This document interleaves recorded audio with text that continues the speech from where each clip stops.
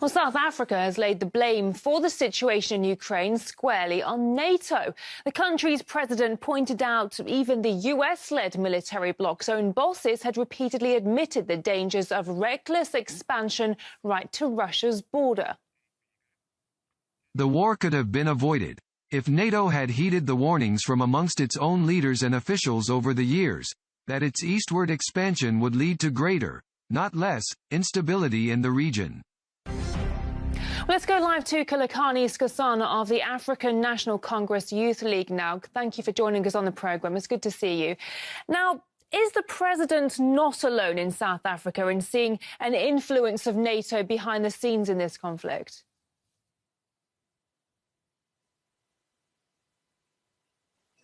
Thank you so much for having us, and greetings to your viewers, in particular members of the African National Congress and young people in Africa.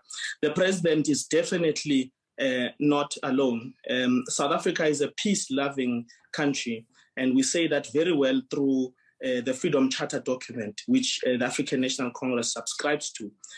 Majority of the countries that abstained in the United Nations vote are from Africa, because if anyone understands the brunt of the barrel of the gun better than anyone, it is the victims of oppression in Africa who for many generations have been taken through this toil under the pretext of saving people in Africa.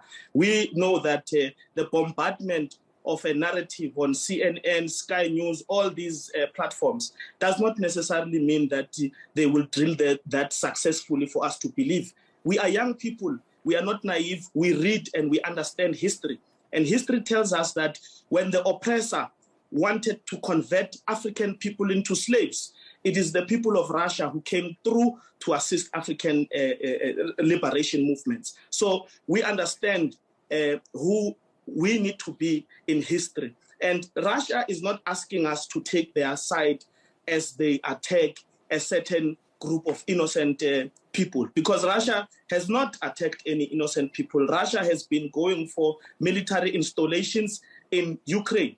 We know that the Cuban Missile Crisis, where the former USSR wanted to put nuclear missiles in Cuba, that conflict or debacle between the US and Russia led us to the Cold War, and it led us to the formation of NATO. NATO was formed in 1949 under the auspices of peace, but we have never seen NATO do anything peaceful. Now, we are not frog-marched into taking a side of Russia, but we are students of history, and it tells us currently that President Putin is correct. Well, coming back to the comments of the president, would you agree with him when he says that this whole conflict could have been avoided? For the first time, we think that through President Ramaphosa, Africa has decided to stand up and refuse to be a puppet of the East or the puppet of the West. We want a situation which, through President Ramaphosa, we have declared we are a sovereign people and we're allowed to be opinionated on matters and study them correctly. Therefore, we support the position taken by the South African president. We think that more African presidents should follow suit and not be afraid of imperialists who for many years have refused us a platform to be who we are, which is Africans. We're not puppets of the West or East. We're Africans, and we want to have a position. And our position is that we side with the oppressed people of Donbas who have been bombarded with bombs for the past 8 years. And they don't have the luck and opportunity to appear on a daily basis on CNN.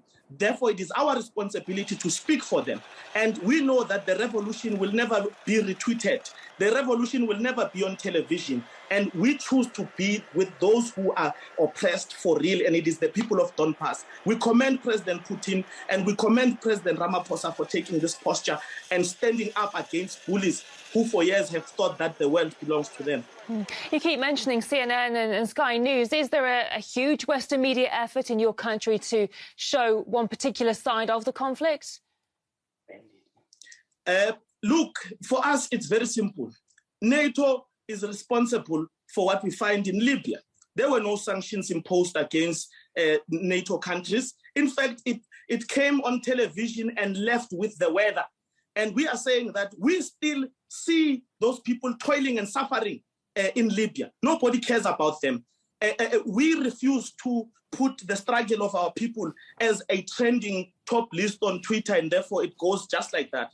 We think that bias reporting and censorship should not be promoted. We believe that many African people deserve the right to decide on their own how they critically analyze what is being presented. And the West expansionist and fascist mentality has displayed that they do not want to give African people an opportunity to think on their own on the matter. So there is definitely a lot of bias reporting, and we are very happy to be existing in a technological world where we are able to have access to information, because right now they've attempted to refuse us access to this very platform. But young people are going very hard to watch this show and this channel on the internet. So we think that the time for censorship must come to an end, and the time for bias reporting must come to an end. And we will not be naive and fooled by propaganda machinery that is meant not to tell us the truth, but to separate us from it.